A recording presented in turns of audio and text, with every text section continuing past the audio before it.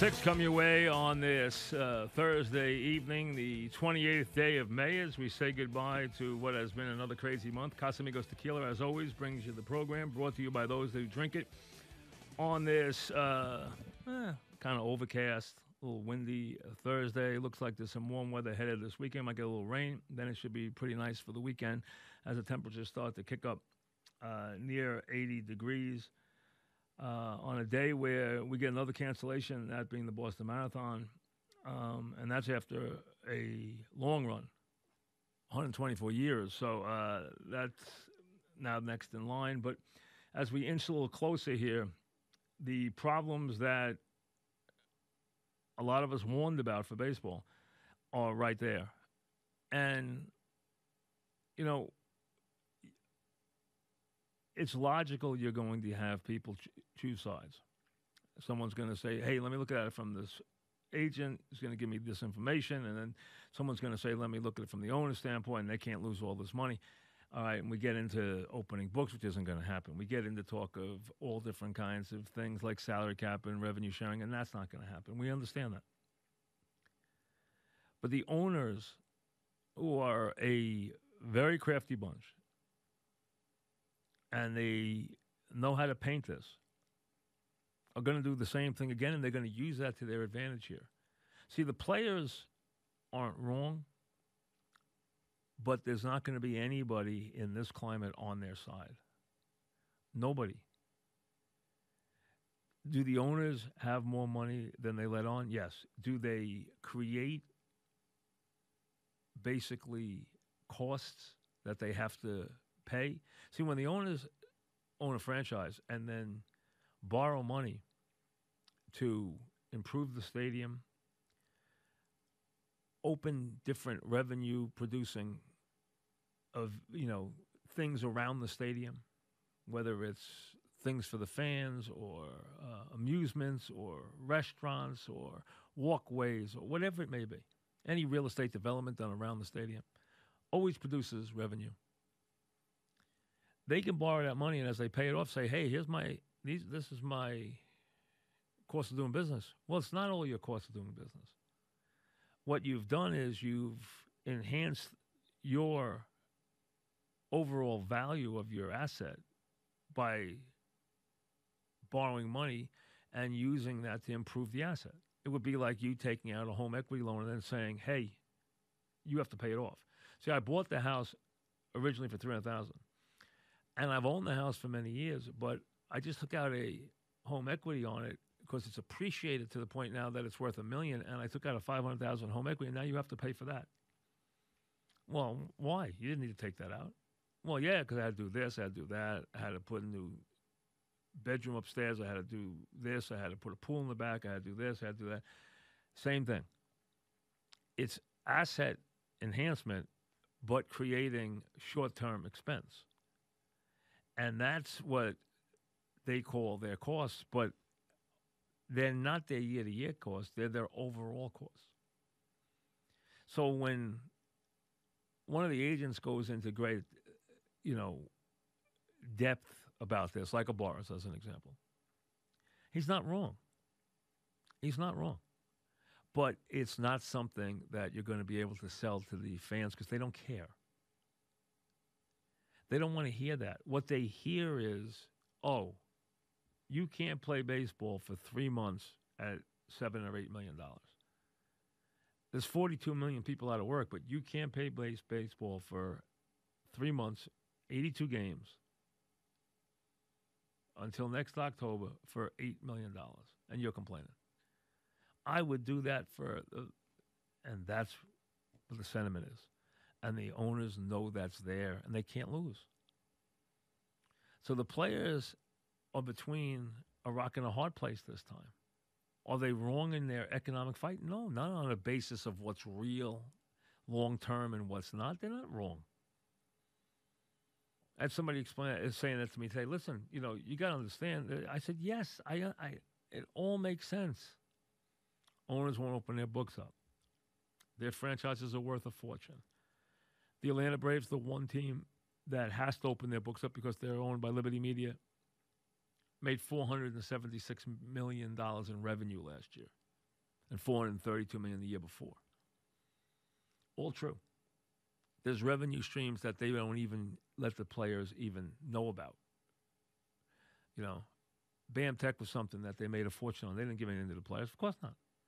Streaming, they won't give anything to the players. No. What the players should try to do here is get what's best for them. Let them find a way to get their side, to get the union, to realize it can't win this fight. I mean, coming back and offering to play 100 games and then say, well, the players really want to play more games. No, they don't. They want their money.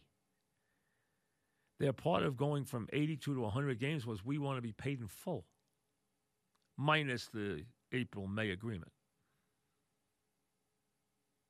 It's not going to happen. The owners aren't going to agree to that. And they don't think they have to win the fight. They're not going to agree to that. As a bunch of owners have said, I'm not opening my books, and I'm not opening my gates to just let the players in and losing $150,000 every 2 weeks. Now, based on all their expenses and paying full tilt on salaries, they would be losing that. Because that's based on 100% of the revenues. It's not based on 38 or 40 or 41% of the revenues, whatever would be able to get their hands on this year. We don't know exactly what that would be. But what would be better for the Player Association is to try to realize that you're not going to win this fight this year. Try to get into the other pools.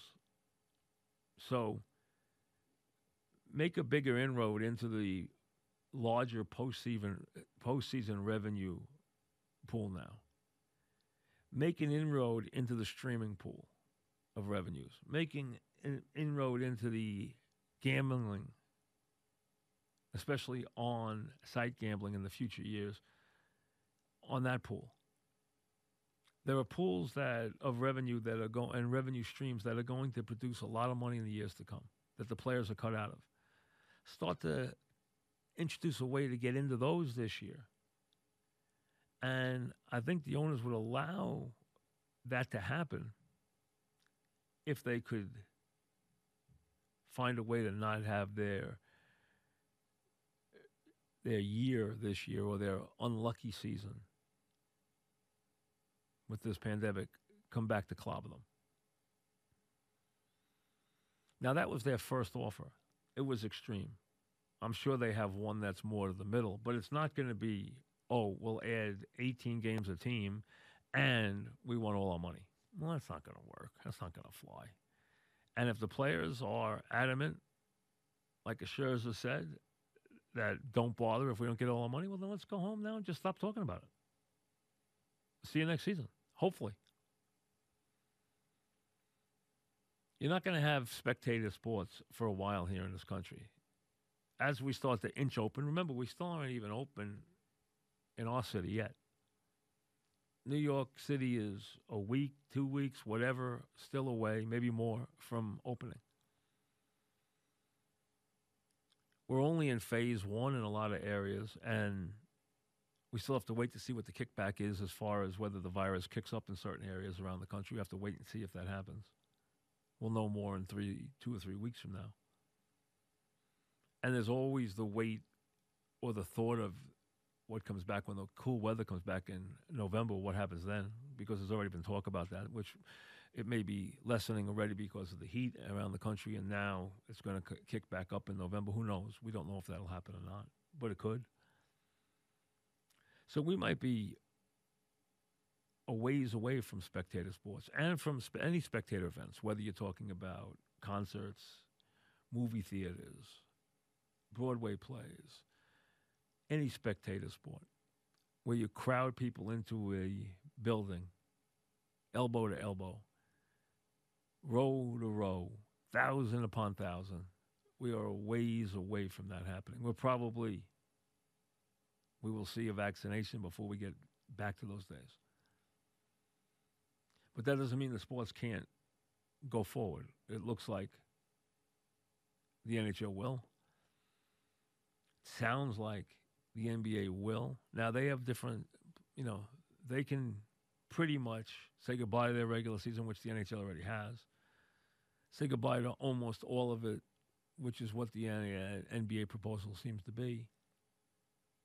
Baseball's trying to start a season and salvage a season.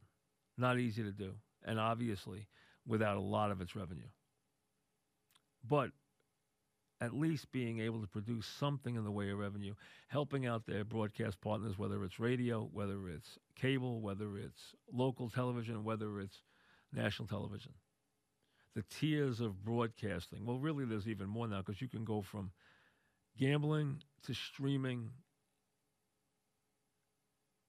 all the way through every other level, for radio to cable to over the air to network, and realize there's money to be made in each step of the way. Maybe even if you're going to play in these stadiums, maybe some signage to be involved. Maybe some creative ways to produce a little other revenue in some other areas. Something innovative. Who knows what it might be? Somebody will come up with something. Whatever it might be, though, you're still going to edge this close to where you might, if you're lucky, produce somewhere in the high 40s compared to what they would produce in a normal year. Maybe 40% of the revenue, 45% of the revenue, something like that. And they have to be able to create a system that does not dabble with a salary cap, which we know that is something the players don't want any part of. And the owners understand that. They understand the semantics of that. But they are in a better place here because the owners are always in a better place. The guys who are the foundation, the guys who are the uniforms, the guys who are the stadiums, they are always the permanent part of the 100%. Is it a 50-50 partnership? In essence, sports is. It really is. Year to year, it really is. Players don't get to deal with any of the appreciation of a franchise value, but as far as year-to-year revenue, they are partners. As a matter of fact, the players should actually get a little more than 50 because of the fact they don't get anything from the value of the franchise. So if I buy the franchise for X and I sell it for X plus, 60% of X or 80% of X or 2 times X or whatever it may be, they don't get anything in that. And that might be not for a generation anyway. And all the things that have been done off that, all the write-offs that have been done off that, all the money that they've been able to take out on loans and give to partners,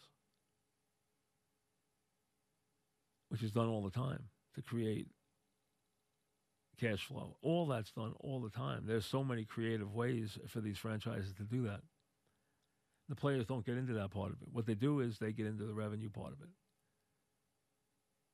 But the permanent part of the partnership, the stadium, the team name, the team's history, the uniform, that's the side that the fan reacts to day in, day out, year in, year out. That's the part that is civically owned also. That's the intrinsic part of this whole thing.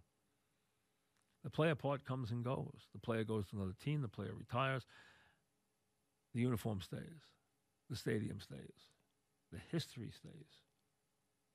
The emotions, the baggage, the ups and downs and good days and bad days, they stay. They're the value that the fan gets. That's what they hold sacred. And that's why the player, for his part, never is held in the same esteem. There's always the case of a very popular player. We all know that. Who can win that battle with very few. Very few. The whole idea of what's permanent, the permanent part of the franchise, is what's sacrosanct. And that makes this a very tough thing for the players to sell to anybody, and they have to realize that. So they are between a rock and a hard place here. That doesn't mean the owners can't lose. They can, because they need to play. They desperately need to play. They don't need the sport shut down. And that means the players they still need the players to find a place where they're happy and productive and ready to go back to work. And we aren't there yet. And will they get clobbered here? You've seen ex-players who are now on television kill both sides. Of course they do. Would they have that opinion if they were still in the union, still playing? No, they wouldn't take that opinion. They're not in that anymore. So they have a different viewpoint. They have the viewpoint that we share. When we look at it as, you greedy, you can't play for this many millions of dollars after all the money you've made, after all the tickets I bought, after all this. That's the part that the player can't win. And nobody wants to hear about, some rich player who can't play for X number of million this year and takes it as an insult and acts like you're basically, that he's the victim when there's 40 million people out of work. And a lot of people, lining up on call lines to get food. And not to mention 100 and some odd thousand dead and a bunch of others sick. It's a hard sell from that standpoint. What they want is they want the game back. They want the game to have something to take away the thought of another day like they're going through right now. They'd rather have a couple hours to spend with their team. They don't want you to take that away from them, and they're not going to forgive you if you do. And they don't care what your plight is this year because they know that you have a gift and you live a life that they only dream about. That's why it's a very, very hard sell. For the day in the career of Bernie Williams and Mickey Mantle, this was May 28th, 95. And Bernie was off to a terrible start. I mean, he was dropped in the lineup. He was, after the day, he went 1 for 2. He had a homer, knocked in a couple of runs. He only had 4 homers, 14 RBIs, and was hitting 194. Now, on the season, he wound up with a pretty good season. This was 95. He wound up not as good as some of the other seasons around it. 1882, 307. But he was hitting 194. His on-base percentage was under 3. It was 298. He was really struggling.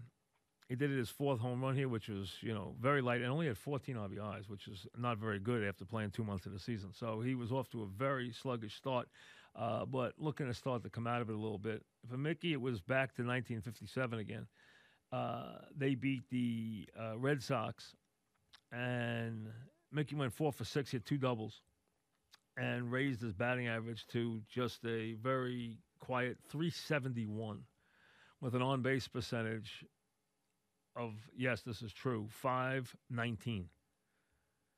So an on-base percentage of 519 and a batting average of 371. In those middle 50s there, he hit 353, followed that up with a 365, hit over 400 from the right side of the plate in some of those years. Remember, he'd get up a lot more left-handed than righty because there's a lot more right-handed pitchers. Plus, he was a guy who elevated the baseball left-handed, hit it more of a line drive. He had more power righty, but hit line drives righty. Uppercut the ball as a lefty hitter. Wasn't as good a hitter from the left side, but would hit a lot of home runs from the left side because he uppercut the ball, and also obviously playing half his games with the porch and, his pop-ups went out of Yankee Stadium to the right field. But when you count the walks, you start getting into these on-base percentages that are just absurd. Think about it. 519 on-base percentage means, you're getting on base somewhere between 2 and 3 times every single night. Every night, every game. That's a lot. It really is. That is a lot. You're getting up 5 times in a game. You're getting up 4 times, you're getting on twice. You're getting up 5 times, you're getting in on 5. Going 3, getting on base 3 out of 5 times. That's outrageous stuff. It really is. Now, in NFL today, a couple of things. They tabled the kick proposal. It got a lot of steam the last couple of days. Introduced by the Broncos last year, they said no. Introduced by the Eagles this year, the idea of figuring out a way, the onside kick when you were looking for expected onside kicks, not unexpected onside kicks, when you were looking for expected onside kicks late in games last year, it was virtually a 0. I mean, the numbers were that bad. So it was 10% overall, but that counts all onside kicks, including the ones that just fool people. They're not set up right, where they're dropping back looking for a return and somebody fooled them with an onside kick. When you talk about expected onside kicks, like, hey, get your hands team on the field, it's late in the game, they're going to try an onside kick, it never worked in the last 2 years. I mean, almost 0. So you thought maybe they would do something. This also, if it had worked. Now, you couldn't have tried this in the preseason because it's just not enough games and enough good games to use an example. You would have to try this, to be fair. You would have to try this for real without getting rid of the kickoff, because if you didn't like it, you had to bring the kickoff back. So you don't want to get rid of the kickoff completely. Instead, you would have had to try this for about 2 years for real. And they decided not to do it. I would have given it a try. I think it was there. I think it would have been exciting. I don't think anybody was going to abuse it. They wanted to put into a limit of how many times you could do it in a game, but I don't even know why they had to. Nobody's going to do this a lot. Nobody's going to give you the ball on their 25-yard line with regularity. So remember, the ball's in the air. It's a 4th and 15 play, so it's coming back to the line of scrimmage. Be a couple of times where the ball's caught and it's, at the point of where a guy's tackled. But for the most part, it's going to be incomplete passes when they're knocked down or they're batted out of bounds or whatever. So that ball's going to come back to the 25-yard line a lot of the time. Instead, they said, nope, we're going to stick with the onside kick, where their heart is not in the onside kick anyway. Because when they made the safety rules, and they even made more safety rules this year. So when they made the safety rules and disallowed the way you could line up certain things, you took away any ability to actually make that a recovery play. And that's why it's worthless right now. So I thought they might go with this way. They didn't. They closed the timing loophole that was utilized last year by New England and then utilized by Tennessee against New England has been closed. Also, 3 players can return from IR instead of 2 during the season. So now 3 players can return from IR, which there actually should be, I think, separate levels of IR. I think they should be allowed to bring a player back after 6 weeks, 1 after 10 weeks, and 1 after 12 weeks. But they haven't gone to that mechanism yet. I think eventually, if we get to a roster expansion, that might happen. All right, let me get to some calls before before too much longer. Let me see. I got a list here, so let me jump on. Let's go. All right, Ed Madawan starts us off. Go ahead, Ed. Hey, Mike, how are you? Good, what's happening? Hey, I'm curious. Do you know how these contracts are structured between the cities or the states that fund these stadiums? It depends. Everybody's different. Everything is different. There's not one kind of uniform contract between a team and a city. It's different in every place. Some people own their stadiums. Some people lease them from the city. Some have sweetheart leases. Some don't. It depends. It's very different team to team. There's no one way of doing it. Yeah, but what you're saying before, the owners and the players are in a 50-50 partnership. Well, shouldn't it be really a third because the taxpayers funded that? Well, they do in some places. They don't in other places. But no, it's not. It's not that way. And if you want to say they hold them hostage, they do. See, my point is the players. They talk about now it being a 50-50 partnership between player and owner. It is on about 80% of the revenue. It's not on 100% of the revenue. But what they don't get is the advantages that the owners get by enhancing the asset, which the owners a lot of times borrow money to enhance the asset. And that's where that cost, they want to turn that back to the player. And a lot of times to the taxpayer, and that's not fair. And that's what they get away with. And it happens in both places. So I understand your premise. It's not a bad one. Listen, I've been against any municipality being publicly funded, any stadium being publicly funded in professional sports forever. Thanks for the call, Ed, because these leagues have enough money, especially football and baseball, that they can lend the money to somebody who wants to build a new stadium in a city. That money should come from money that is lent from the players' union and lent from the league. Now, the league does give money to people. They do allow people. I think they NFL does allow you to borrow $150 million to build a stadium. So I think it's 150. It might even be more now. It used to be 150. But they should be more. And the players' union should be also lending money out of their pension plan, because it shouldn't be up to the cities to produce these stadiums, but they hold them hostage. How they always held them hostage was, hey, I'll move the franchise. You know, George used to say, oh, I'll move the franchise somewhere. He wasn't going to move the New York Yankees out of New York. What, are you crazy? He wasn't going to really do it. You could have called his bluff. He wasn't going to do it. But, you know, if he could get you to do something for him and get him to give you a sweetheart lease or jump through. So whatever team it was, oh, I'll move him somewhere else. Well, you know, everyone used that as a threat after the Giants and the Dodgers. And they obviously, you know, O'Malley, he was smart enough to jump to L.A. He got a sweetheart deal in L.A., and he actually found a pigeon in Horace Stoneman to come out with him, who signed a terrible deal in San Francisco. So he needed someone else to play out there, so he dragged him out there, and he didn't make the money that O'Malley made. John in Monmouth Junction, what's up, John? Hey, Mike, how you doing? Good. What's happening? I wanted to ask. I know you were talking about the Braves and like they're public, so they have to announce. Well, yeah, they're owned by Liberty Media. They're actually a public stock, so they're actually part of a. So their money is actually, the books are open for the Braves. Right. So my question is, what about the profit that they're making? Because isn't a business valued on like the revenues minus the it's very tricky to get to a single profit number based on 1 year, because a lot of times there are write-offs and there are loans that are over certain years. So I can get you the revenue. I can't get you the absolute profit that they made, because there's things that they see. But the players' point would be, we shouldn't be worried about that. We shouldn't be.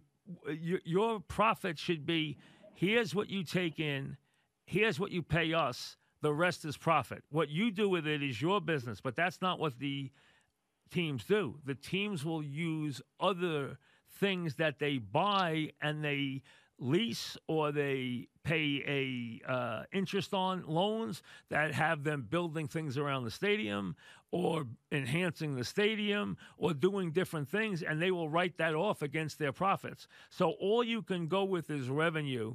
And the Braves' revenue, I think, for 19 came out to, if I remember right, $476 million, which is a lot. But like, to use your home equity loan example, right? It's similar. Like, you take that home equity loan to improve your house. The bank will only give you a loan based on what you're making, your job. Say you lose your job. Wouldn't you then have to cut other costs? Because you still have to pay the bank. Yeah, but it's different. That's what the owners are saying. It's a little no. No. Look at it this way. There's no cutting the cost. Here's what's going on here. The owners have a fixed cost this year, and a lot of it's from stuff that has nothing to do with the everyday business of baseball. That's what the players are saying. So don't include us in, and we shouldn't have to pay your expenses. Plus, their other part is, and this is actually a very good argument on their part, you don't, when you make a big windfall, when you make $200 million profit, you don't say, I had a great year, here's an extra $1 million a player. You don't give us anything. So why, when you have a bad year, do we have to share in the losses when we never share in the profits? Understand? I think they do, though. Don't the salaries go up every year? No, they don't. No, they don't have to go up every year. No, absolutely not. As a matter of fact, baseball salaries, I believe, have been pretty much a constant for the last 4 years. The Braves salaries, the Braves revenues went up enormously in the last 2 years. Now, I didn't say their cost of players didn't go up, because they did, because of the fact that they added better players, because they tried to compete. And they had young players who became stars, and they went out and got some other big players to compete, which is why their revenues shot up because they became a playoff team. But if they make a big profit in a year, let's say $150 million, versus this year they make $80 million, the players get the same money. So that if they make an $80 million profit or they make $150 million profit, there's no different salary to the players. The players' money is fixed. They get the same money. So the players are saying, well, wait a second. If you have a year where you have an asset that is a long-term asset, if you have a year where you lose money, if I don't get the profit from the year where you make big money, why should I be involved in your losses if you have a bad year? And it's a fair point. Yeah, I hear you, but I think the other side is like you talk about the Braves and the Yankees. I get it, but what about like Tampa Bay? Listen, not every team. Well, yeah, but they cut the salary. Yeah, well, Tampa Bay. They cut their spend. Listen, Tampa Bay is first of all, the guy's brilliant. He's one of the more brilliant businessmen in this country to make that franchise even work. Okay, he's a guy who's an incredible businessman, and he has done an incredible job, and he keeps his salary, he keeps his player costs as low as he can because he doesn't have the revenue streams of those other teams. Absolutely not. You're right. What he's doing is he's probably on most years, and thanks for the call, losing money. But what he's got is he's got an asset that is still appreciating. He's a rare case, though, because he's got no revenue streams, and he still puts a winning team on the field, which is very rare. The Braves went from being a bad team to a good team, and you've seen the difference because now they're making a lot of money, drawing a lot of people, and they've created a very good business around their ballpark. But the point is, the agents will say, and it's not a bad point, but the fans don't care about it. They're saying owners want to privatize the profits and socialize the losses. So players, we want you to share in our losses. We don't want you to share in our profits. That doesn't wash. That doesn't wash. But right now, getting into all this, and the only team we can get into it with is the Atlanta Braves because they're the only one that will make their books open. They have to, by law, because they're a publicly owned company owned by Liberty Media. So they have to do it. They have no choice. But otherwise, it doesn't work. So from that standpoint, it's a little more complicated than just adding up what players make and adding up what the revenue streams are. There are other costs, and a lot of those costs are costs that the players will say, you didn't have to do this. You wanted to do this. You're making money long-term, and you're enhancing your investment long-term, and you want to write that off against us. Mark and Rockland, what's up, Mark?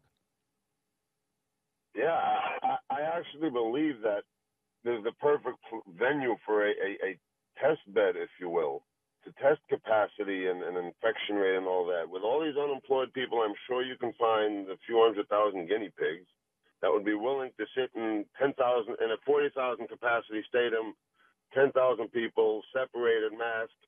Let them go watch the games. You got a free ticket. You pay for concession and parking or a $10 ticket, and you follow the data. You have the perfect place where to test what actually happens when people get together. All right, but let me ask you something.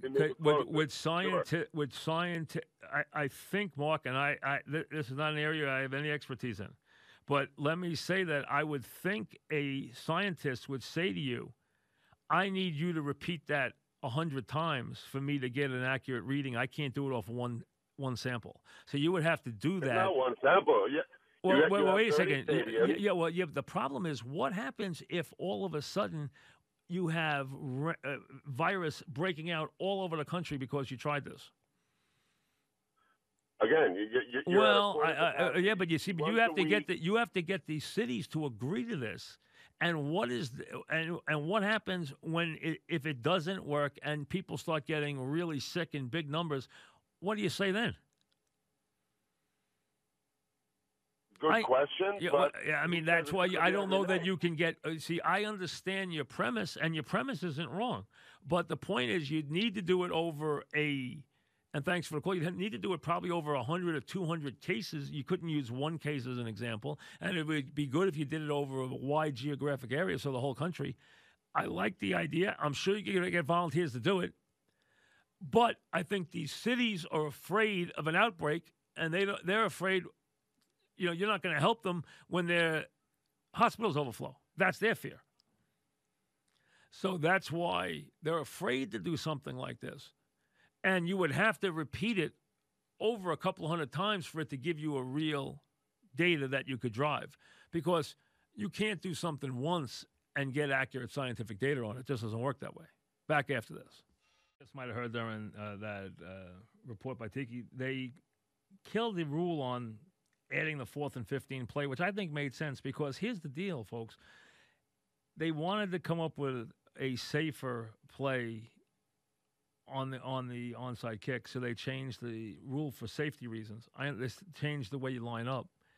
But they made the kick worthless because you can't recover the kick. And if you go and look at the numbers of recoveries on expected onside kicks, not unexpected early in the game or when you're not expecting it, that's different. If you go, though, on expected onside kicks, it's always been a lower number, as you would expect, because the other one, you've usually found something that is, you found a hole in their coverage, and you found a way to trick them.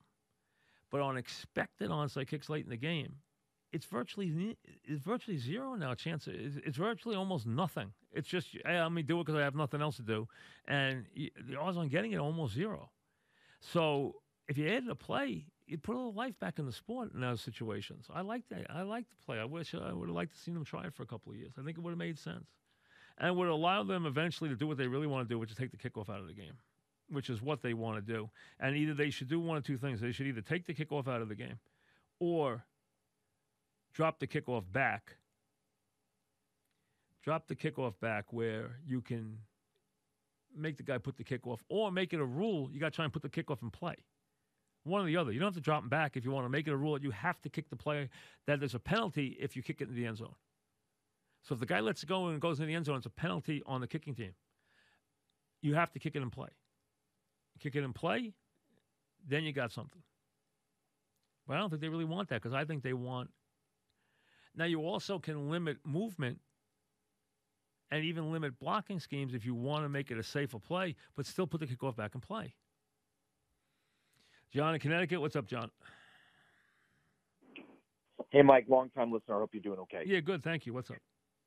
I don't have a dog in this hunt, so I don't know any of the families of the owners or the players. I don't know anybody in professional sports, but the players are absolutely 100% in the right here. They should not take one penny less than their prorated per game amount. And I can understand why they want to play more games so they get paid more money. Because even though I'm not a socialist, I'm a capitalist, but billionaires have been taking advantage of the world economies and continue to do that at such an alarming rate of inequality. See, I disagree, John, from this. I understand your premise. And if you're saying that the owners make more money than they let on, you're absolutely right. There's no lying about it. There's no situation that's unfair about that. The owners do make more money. Now, players do make a lot of money, but the owners make more money. Now, this is a very rare situation where I think what you're missing is they both need to do something for the greater good. There's a need for the sport to come back. Find a way. You only got 60% or 50% or maybe even 40% of the revenue coming in. Be realistic. The owners aren't going to pay you at a rate of 100% for 60% of the revenue or anything close to that. So come up with something you can live with. But understand that once in a while, you got to give back. None of us had to sit there and give money back to FAM, but we did. We did because it was the right thing to do right now this year because, it was a point where, yes, everybody has to do their part. So the owners should do their part right now. Make them do their part. and the players should do their part right now. So there should be some giving on both sides, and you should get the game on the field. They might not, and I'm not asking the players to do all the giving. I think there has to be give on both sides. Both sides should sacrifice, and they should be able to get it done that way. And if they can't, shame on both of them. But I understand your premise of why you think the players are in the right. It's not about right or wrong here. It's about both sides understanding that this is a rare circumstance and they both have to do what's for the greater good. It's bigger than either one of them right now. That's what they're missing. Yeah, but Mike, the owners own the politicians in America. And so if you look back at 2004... Well, why are you making it about politicians right now, though? It's not about politicians. No, I'm not. It's not about the politicians per se, but what I'm saying is that an owner, right, when he buys a baseball team, say he spends $1.5 billion, he has $100 million write-off on that investment over the next 15 years. So if he has $100 million... But John, everybody that does business in this country gets breaks for doing business. There's no, if Chase Manhattan or somebody wants to stay in New York or not stay in New York, they say to New York, we need a break, or then we're not staying in New York and go to New Jersey. They give them a break. That's what happens with business in every state in this country. That happens everywhere in this country. People who own the business get breaks for doing business. That's because the thing that the politicians deal in is jobs, and they want jobs. Now, these are a little different jobs, okay, because you're talking about rich players, but that's where the owners can place it on the players. And do you think somebody's going to have a sympathy for 1 year if Mike Trout makes $8 million versus $36 million this year? Anybody cares? Do you think a guy out of work cares? He just wants to see baseball. He doesn't care that Mike Trout only makes $8 million this year. He's figuring Mike Trout can get by on $8 million this year. Okay, now is it right that Mike Trout only makes $8 million of his $36 million this year? I can understand where you can make the point. It's not, but the point is they should be able to come to a happy medium where they can both get by. They both have to sacrifice. That's why you make the owners dip into the pools that the players don't usually participate in. That's the way you get them to give a little. That's how you get them to give a little, and you find a happy medium. And again, it's easier in this country, and thanks for the call because we have to go, but it's easier in this country to make the player the villain because the fan, the citizen finds that easy to understand than he does the owner. He can comprehend owners owning businesses because we all deal with people who own businesses. But what he can't comprehend is somebody saying that they're a victim if they're only getting $8 million to play 80 baseball games. That they can't understand. Now, you can say, well, understand it because here's what the revenues are. And the fan doesn't care about that. The fan wants his baseball, and he doesn't care that the player takes a haircut for 1 year. He doesn't care. He really doesn't. So that's what the owner is going to try and work off is they know the sentiment falls with them. Are they right in their argument? No. Are they fair in their argument? No, they're not fair in their argument. They are trying to take advantage of the players. I agree with that. But I want to see both sides have to give. I want the owners to open up streams that they don't usually open up, and I want the players to give in some areas and the owners to give in some areas. Casamigos Tequila, as always, brings you the program, brought to you by those who drink it. We'll see you tomorrow.